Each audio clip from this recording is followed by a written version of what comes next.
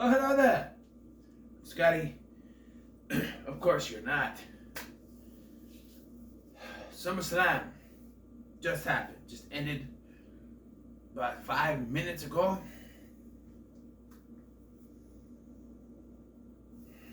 And I gotta say, started good. Beginning of the night, and then the last two matches, I think, while they were good matches, well, the last one was good. The one before that was okay, but their endings, I think, left, for me, much to be desired. We'll get to it. I'll start with the kickoff show. And here, well, beforehand, there's supposed to be Riddle versus Seth Rollins. Did not get that match, although I'm going to do, there are some things I'm going to point out because I don't know where I don't remember where in the show they came in, but later on, towards the end of the show, Riddle did come out and challenged Seth Rollins to come out, and all he got was a curb stomp for his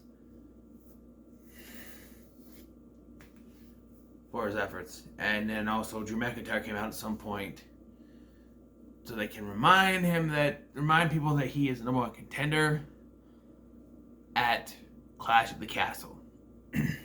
Okay.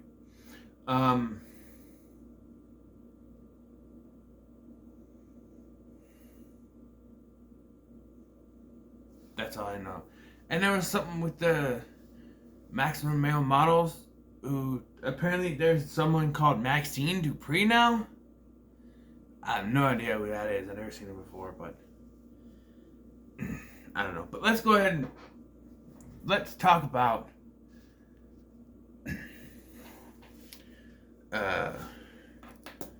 hold on. Better mark off. I was undefeated tonight.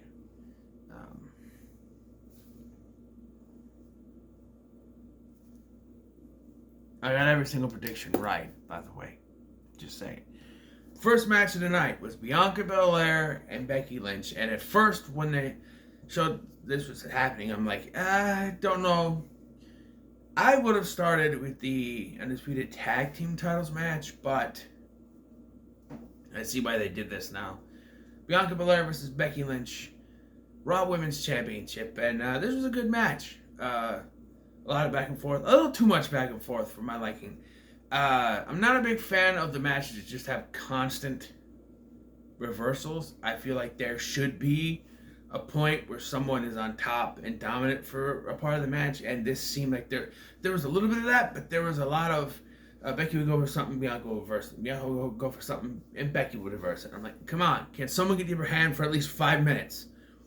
And it seemed like they were constantly reversing, which could lead to a good match, but I feel like there was too much of it. The finish was actually pretty good. So, there was one point where I thought they were going to do a screwy finish, and I'm glad they didn't, because they went to the outside. Bianca Belair hit the KOD on the outside, and then she was trying to pull Becky in. She couldn't do it, so she rolled in the ring, and the referee was counting, and she was just going to stand there and take the count out until Becky jumped in the ring. I'm like, why didn't you roll in?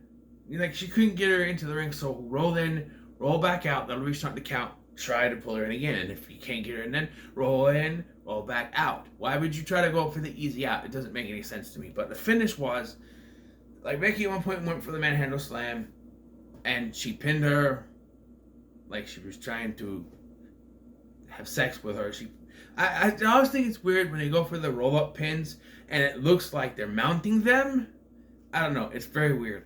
But Bianca, of course, kicks out. So they go up to the top. And Becky's going for an avalanche manhandle slam. But Bianca reverses it into a beautiful Spanish fly and then hits the KOD for the win. I was happy for the Spanish fly because I love Spanish flies.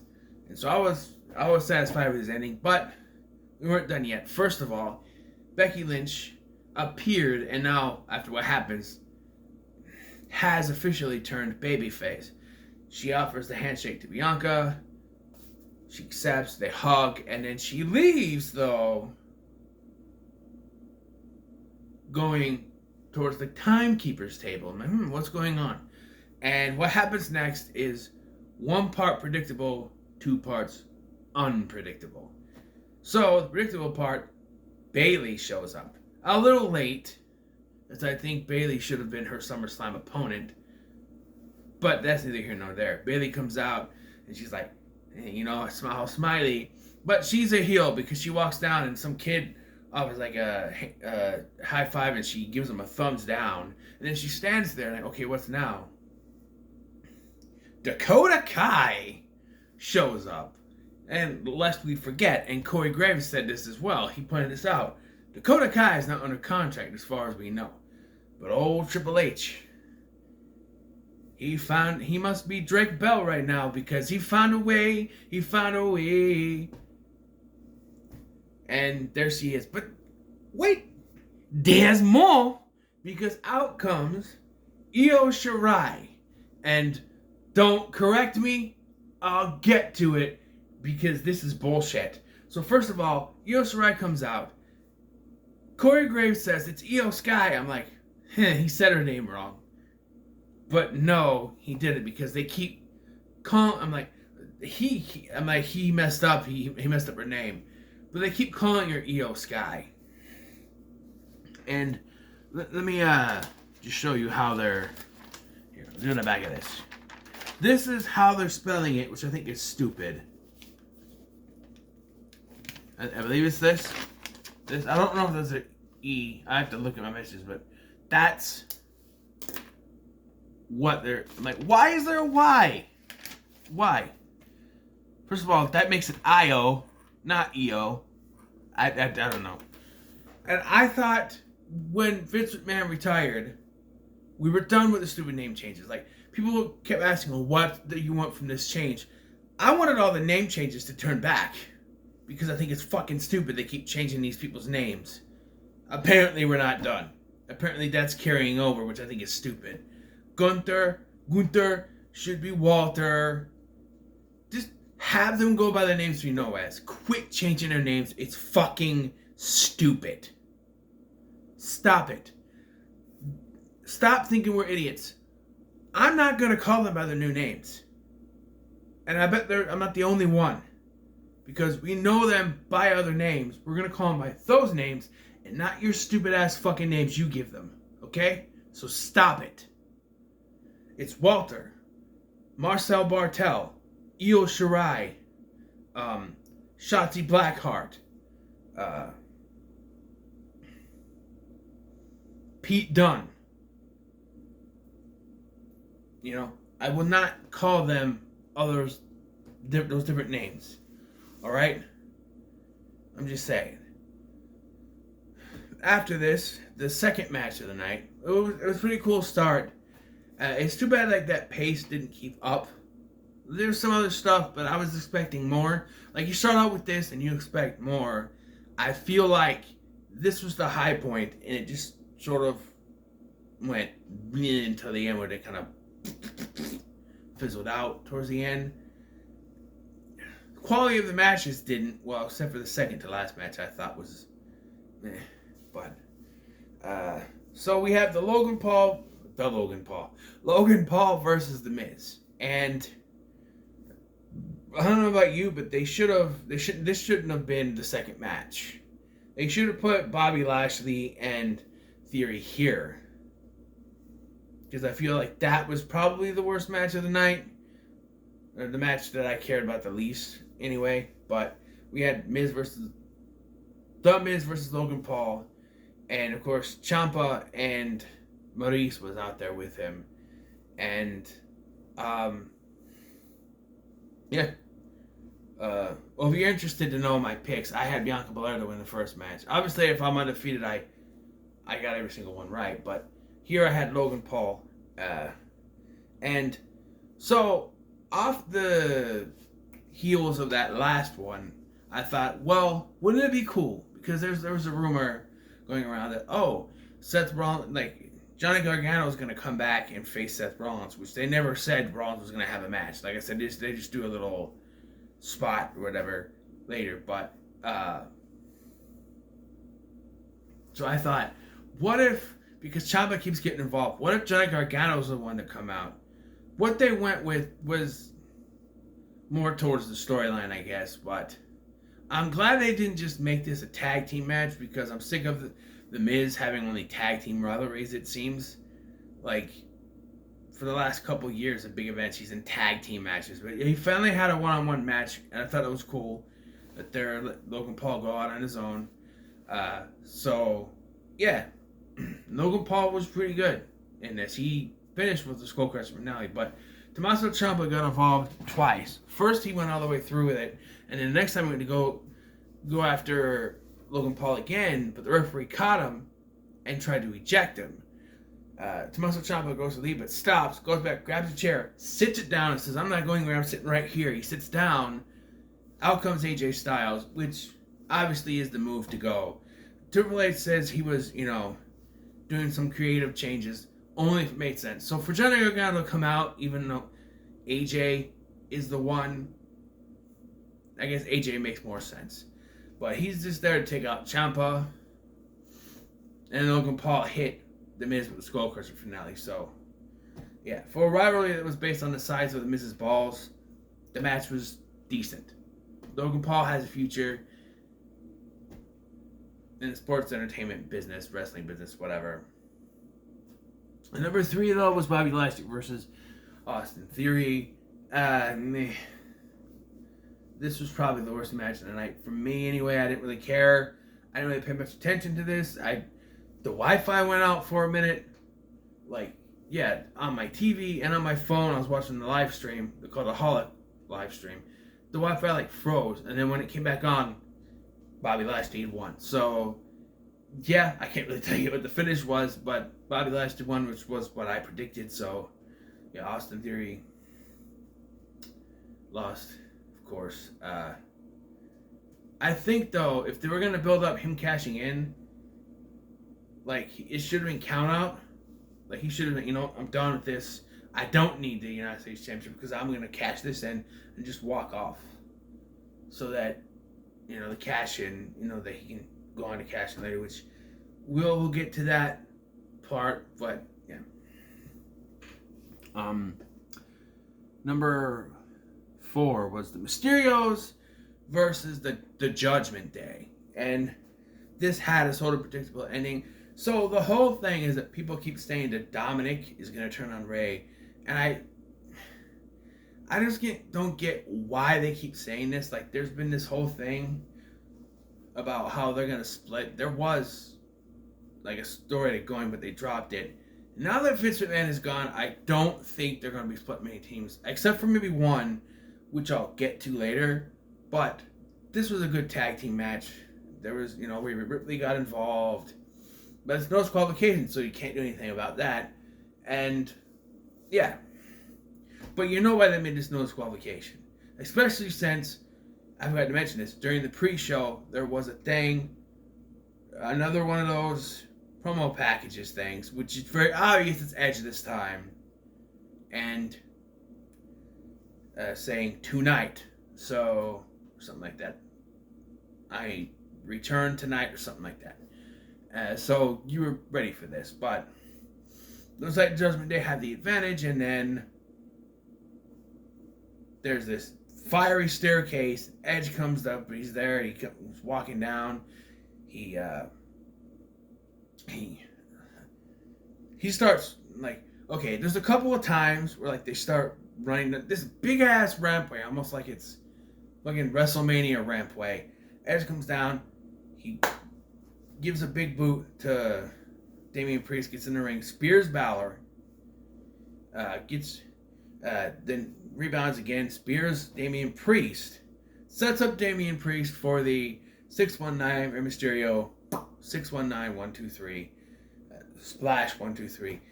One thing that did frustrate me is that this no disqualification match, but they still had to tag in. You can't do that. You can do that in the game. You just got to do a regular tag match, put no disqualifications. But still, if a match is no disqualifications, it should be a tornado tag match. Period. How much better could this have been if they were just all flying around the ring? it was a good match, don't get me wrong, but it would have been cooler if they were flying around the ring, you know. Especially the Mysterios are high flyers, and Balor himself is a high flyer. So, like, they could have done some stuff if all of them... The beginning of the match was really cool because all four of them were going around doing stuff. I'm like, okay, this could be cool. And then all of a sudden, they started tagging. I'm like, oh, so it's not Tornado. Well, it would have been better if it was, but Edge coming back. And you could see, like, Rey was unsure. But at the end, like, yeah, he's a babyface. He's wearing red now. So that's cool. But this... the rumor was he was coming back as a Radar Superstar, but this didn't. This seems more like a Brood common kind of thing. I don't know. I do gotta point out. So here's another thing. I hate the altered reality bullshit they do. I think it's unnecessary. I think it's overproduced. I think it's unnecessary, and then it shows that WWE is some of the most overproduced product that they put out there. That's out there. Because you don't need all this stuff. I'm sick of the Roman Reigns, and now they have the Usos, and just like Bianca's lips and hair whip, and a giant Becky Lynch with glasses. It's stupid. The only thing I did like is the Judgment Day thing, because I was like, oh, what is this? But it's the Judgment Day little thing. That's the only one that I liked. Everything else could just, no, stop. That would be on my list now that Vince is gone. Get rid of the altered reality shit. Change everybody's names back. Stop with the goofy finishes, which they have, because there was only two, I think, you know, shenanigan finishes on this show. In my opinion, of course.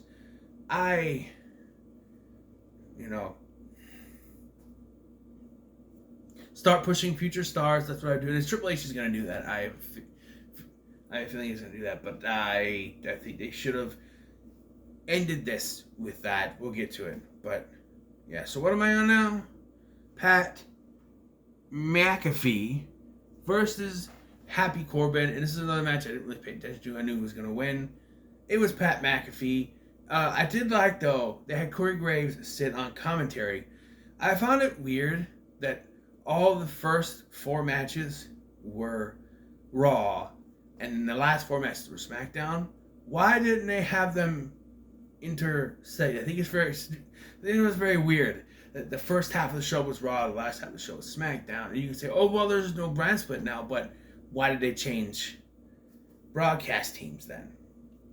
And you had Corey Graves in for Pat McAfee, and I do like that they're sitting there and say, oh, we're gonna be unbiased because Corey Graves is good friends with Happy Corbin, and I'm Michael Cole, and very good friends with Pat McAfee. So yeah, right away, and they do cheer for each other's friends. So I do like that, where it's like, okay, you have these broadcasts, they're just doing their jobs, but no, you see they have an investment in their friends.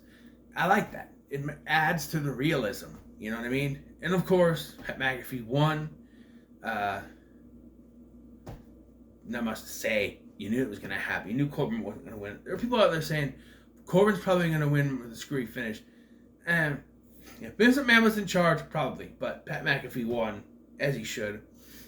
And it's, suffice to say that I had the Mysterios and I had Pat McAfee. And, sitting there going, well, you said you're undefeated, so you had all the winners. I did. Number 6, the Usos versus the Street Profits. Now, this was a great match. The Usos and the Street Profits are two of the best teams in WWE today. Too bad they're two of the only teams that seem to get any kind of spotlight on them.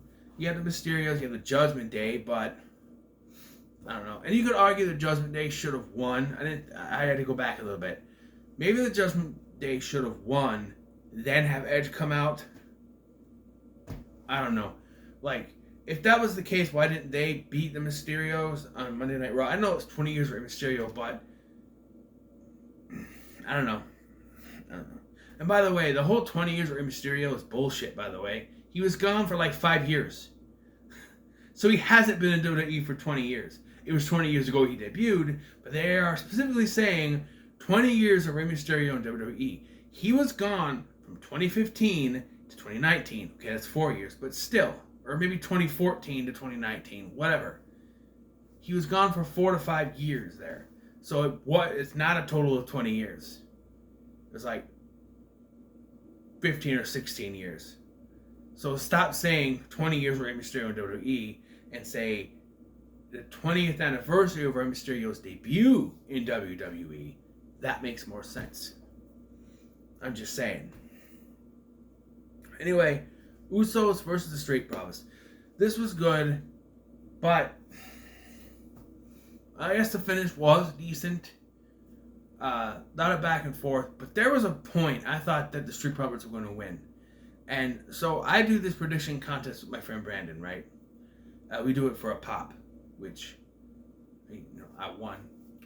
But the only two we differed on, we had predicted the same on every match except for the Usos versus Street Profits and Brock versus Roman. I had Roman and the Usos. He had Brock and the Street Profits. And I thought, I think I know something's going to happen here. Like, when the Street Profits start to get, into it, I'm like, Street Profits are going to win, and then Roman's going to win, and there'll be a tie, and no one gets a pop. That didn't happen. And then I said to myself, well, if one person wins, then the other... If the Usos win, then Roman's going to win. And if the Street Profits win, then Brock might win. Or they could do the cash-in. Either way. But there was a point. And I hate to say this, but I'm getting sick of the overselling for Montez Ford. Every time he does the frog splash, he oversells something. And I just... Because... So, the match was good. Lots of attacks back and forth. But it came down to Montez Ford goes up. He hits the frog splash. The marvelous best frog splash in WWE right now. But he always oversells it when he lands and holding himself and just lays there when, because they're not supposed to win. So he has to oversell it so that when he goes for the pin, they can kick out and go, he took too long to get to the pin and he hurt his ribs. But they literally do this every single fucking time that they do the frog splash. He oversells something, an injury or something, so that there's a stall that when he pins, they kick out and it can be believable. I'm sick of it. I'm sick of it. Every single time they do this. And then the Usos just win with the 1D. But here's the caveat to that. There have been these rumors that Street Profits are going to break up. And there's a point where Montez Ford gets really fucking pissed in this match because of the kick out. Like when whichever Uso it was kicks out after that frog splash, he gets really pissed. And then tags Dawkins in, and then there's this throw around where Ford gets attacked, thrown in the Barry barricade, and thrown over the barricade, over Barry barricade. And then the Usos go in and do the double super kick, the 1D, 1, 2, 3 on Dawkins. And I thought, are they going to have Montez Ford get frustrated with Dawkins and turn on him? But they don't do anything. The Usos are like, we the ones, and hold up the title belts, and then they're just sitting there going like this. The Street Profits are, and it cuts to something else. By the way, what's with all the promo packages for people who weren't even on the show? There's like one for Kevin Owens, one for Charlotte Flair. Why? What's the point? Like, I don't understand. At all. Not at all. But from here, it goes downhill for me. Because we have Liv Morgan versus Ronda Rousey, and I don't get this finish at all. So, obviously, they're going to play out that Ronda Rousey, she's been dominant, and Liv Morgan is new at being champion, so she's the underdog. But how they went about this finish, like, there's points where Ronda tries to put in the arm bar, whatever, and Morgan gets out of it. She goes for a roll-up. Ronda kicks out. But here, Ronda goes for the armbar. She has it locked in. But Morgan also has her in a roll-up. So the referee counts 3. As soon as he hits 3, though, Liv Morgan taps out. This is a Vince McMahon finish. I'm sorry. It's a bullshit Vince McMahon finish. I'm guessing this is the only thing that Triple H didn't change finish-wise, because this seems very Vince McMahon. Or, and this is what I was talking about earlier, Ronda didn't want to put Liv over clean. That's what I'm getting from this, is that Triple H is like, well, we're just gonna have Liv win now. And she's like, no, I'm not gonna let her go over clean. And so they had to do a screwy finish because Ronda wouldn't just take the pin. And in my opinion, it wouldn't have hurt Ronda to take the pin. There are so many people that say, oh, if a not very popular superstar pins a very popular superstar, that popular superstar is now buried. They're buried. Here's the thing, though. Liv is the fucking champion. To pin Ronda Rousey clean wouldn't have buried Ronda because she was pinned by the champion. Now, on the other hand, though, if Liv was not the champion and Ronda was, and she pinned Ronda clean, she wouldn't be buried, but I could see where the argument would be, oh my God, she got pinned by someone like Liv Morgan, and she's not even a champion, she's never been champion. I don't think she has had any championships, really. Was she tag team? No, I don't think so. I don't think so. I'm just saying, but now she's a SmackDown Women's Champion, excuse me. She has some notoriety to her. Yes, I know it's only her first championship defense, but still, her pinning Ronda clean wouldn't have buried Ronda. It wouldn't have hurt Ronda because she lost to the champion. So either they didn't think it would be right, or Ronda didn't want to do it. That's all that I could see. Then we got a main event: Brock Lesnar versus Roman Reigns, and this was good up until the finish. So Roman Reigns comes out. His 50-minute entrance. And then Brock Lesnar comes out. He comes out, and then stops, goes back, and gets on a fucking tractor, a red one, by the way, and drives that down the rampway. And then they start the match, all right?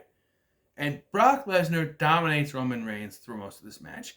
And this is where I thought, oh, I see what they're doing. They're going to have Brock dominate him, so when Roman wins, Theory can come out and cash in on a very hurt Roman Reigns, and it won't seem as if Roman Reigns was buried because he got thrashed by Brock before he lost the title. That's not what happens at all. So, yeah, Brock dominates most of the match until the Usos come in, of course, and start to help Roman, which... Can we stop with this? I am so sick of the Usos interfering in everything. Paul Heyman even at one point gets involved. Right? And causes some distractions, which... I don't know. I've always liked the fact that Paul Heyman will stand out there but not get involved. And lately, he's been doing a lot of that, and I thought, that's Vince McMahon's doing. But he's still doing it, so something's in there. I don't know. But yeah, so Brock gets back in the tractor. He puts Roman up. He puts Roman in the little, whatever you call it thing, the little shovel, the big shovel thing. So in there, and then drops him into the ring. That doesn't work. So he takes the shovel thing, puts it under the ring, lifts the ring up, knocks Roman down, and then they do the fight on the... This is where this is where the Usos come in. Roman gets the advantage, and they're both down. And you hear, A-Town down. Austin Theory comes out, but... So, there was a theory, an idea floating around, that both men should beat the hell out of each other, put themselves to the announce table or something, lay there, and then Austin Theory comes out and just has to stand there while the referee counts to 10. I think that would have been a better finish than what we got. But no, because he comes out there, he hits Roman with the briefcase, but then Brock gets up, knocks him down with F5 or something. And so Theory's out. He's down, he's out, whatever. And so now we get to the point where we're just trying to keep each other down. It's Roman now trying to keep Brock down. He hits him he beats the shit out of him with the briefcase. He gets back up. He hits him with the WWE Championship. Gets back up. Hits him with the Universal Championship. Gets back up. And then the Usos get involved, and I hate this finish because it's such a cop-out. They cover him in the announce table pieces, and then Roman stands on him. But here's my problem with it. Brock is down, the referee starts counting, and they put the pieces on him, but the referee is still counting. Here's the problem. As soon as they start piling the stuff on, the referee should stop counting and wait until after they're done piling the stuff on, then restart the count. He doesn't. He just keeps counting until he gets to 10. Why can't we just have a decent finish to a last man standing match? We have the bullshit kind of finish to this was better than the Kevin Owens one, where they botched the handcuff spot, which they didn't do anything with that this time. But I don't know. I think it's stupid. Like, why? I don't know. It's a stupid finish. Plain and simple. Finish. But I gotta get going because something's coming up. So what are your thoughts? My titty's out. What are your thoughts on SummerSlam 2022? In the comments below, share, like, share, and subscribe. Thank you for watching. I've been Scotty, and I'll see you in the next one.